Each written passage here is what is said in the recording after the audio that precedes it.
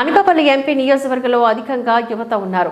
ఏపీలో ఉన్న లిస్టరీలన్నీ జగన్ రెడ్డివే. మైనింగ్, ఇసుక అన్నింటి దోబుచ్చులాటే. ఇంట్లో కౌంటింగ్ మిషన్ పెట్టుకుని డబ్బులు లెక్క పెట్టుకునే వ్యక్తి జగన్ రెడ్డి. యువతకు ఉద్యోగాలు ఇస్తే నాకు ఏమి వస్తాయి, గంజాయి డ్రగ్స్ తాగిస్తే మాకేమి వస్తాయనే ఆలోచనలో ఉన్న వ్యక్తి జగన్. మా అన్నయ్యే మా నాన్నను చంపారని చెప్పినా జగన్ రెడ్డి పట్టించుకోవడం లేదు. కోడికత్తి డ్రామా మాదిరి రాయి డ్రామా మొదలు పెట్టారు. పోలీసు లేకుండా ఒక్క మీటింగ్ పెట్టు జగన్ రెడ్డి, నీకు దమ్ముంటే. చీకట్లో వెల్లంపల్లి జగన్ రెడ్డి వీళ్ళిద్దరూ గీక్కున్నారు. సిపి కాంతిరాణా డ్రామా మొదలెట్టారు. ఎవరో రాయి వేశారని చెప్పడం, నేను ఎంపీ అయితే హైడ్రోజన్ ప్లాంట్స్, మిథనాల్ ప్లాంట్స్ తీసుకువస్తానని. లంబసింగిలో పలు అభివృద్ధి పనులు చేపట్టి యువతకు ఉద్యోగ అవకాశాలు కల్పిస్తాం. CM Ramesh comments. ఎక్కువగా ఉంది. మొత్తం యావత్ దేశంలోనే కొత్త ఓటర్లు నమోదు అయ్యింది 2% లోపలే, అంటే 18 నుంచి 23 సంవత్సరాల లోపల ఉండేవాళ్ళు. మన అనకాపల్లి, నర్సీపట్నంలో మాత్రం దాదాపు 10% యువత ఓటర్స్ నమోదు చేసుకున్నారు. అంటే ఎంతమంది యువత ఉన్నారో చూడండి. 18 సంవత్సరాల నుంచి 40 సంవత్సరాల వరకు ఉండే యువత దాదాపు 50% ఉన్నారు. ఆంధ్రప్రదేశ్ లో డెవలప్మెంట్ గురించి, అభివృద్ధి గురించి ఏ రోజు కూడా ఆలోచన చేసిన పాపాన లేడు. ఎందుకంటే పరిశ్రమలు వస్తేనే యువతకు ఉద్యోగాలు వస్తాయి. ఇదే చంద్రబాబు నాయుడు మొట్టమొదట్లో ఆయన ముఖ్యమంత్రి అయినప్పుడు నేను దగ్గరగా ఉన్నా. నేను చూసా ఆయన ఎక్కడికి పోతే, అమెరికాకు పోతే, లండన్కి పోతే, సింగపూర్కి పోతే నేను ఆయన వెంబడి తిరిగాను.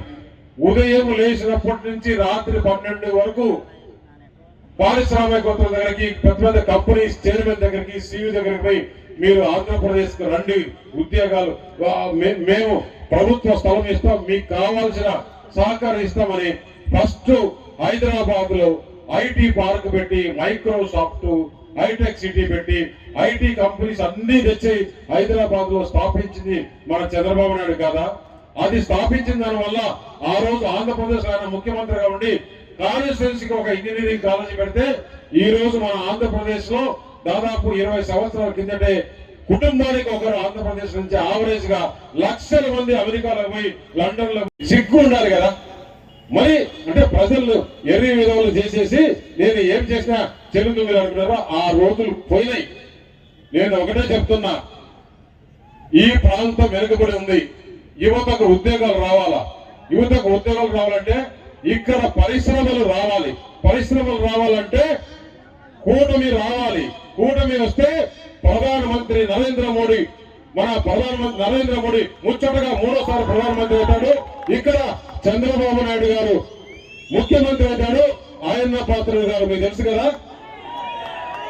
ఈ ముగ్గురు ఇక్కడ ఈ ప్రాంతంలో ఉంటే, నేను ఎంపీ అయితే నాకు తెలిసిన కనెక్షన్ల ద్వారా ఇండస్ట్రీస్ ప్రధానమంత్రికి చెప్పి, భారతదేశంలో ఉండే కేబినెట్ మంత్రులందరికీ చెప్పి, ఇక్కడ ఈ ప్రాంతంలో హైడ్రోజన్ ప్లాంట్స్, చెరుకు ముఖ్యంగా ఎక్కువ పండిస్తారు. చెరుకు పండించేదానికి అక్కడ మిథనాలు ఈ రోజు మిథనాల్ చాలా అవసరం. డీజిల్ లో 30% కలిపేదానికి ప్రధానమంత్రి ఒక ప్రణాళిక వేశాడు. ప్రతి ఒక్క కాన్స్టిట్యున్సీకి ఒక మిథనాల్ ప్లాంట్ తీసుకొని వచ్చేస్తారని ఈ రోజు నర్సీపట్నం వేదికగా యువతకు ఎదురుగా నేను చెప్తున్నా, చేసి తీరుతాం. యువతను కాపాడుకుంటాం. యువతకు ఏ విధంగా ఉద్యోగాలు తీసుకురావాలా, వారి భవిష్యత్తు ఏ విధంగా తీసుకురావాలనేసి తెలియజేస్తూ, అలాగే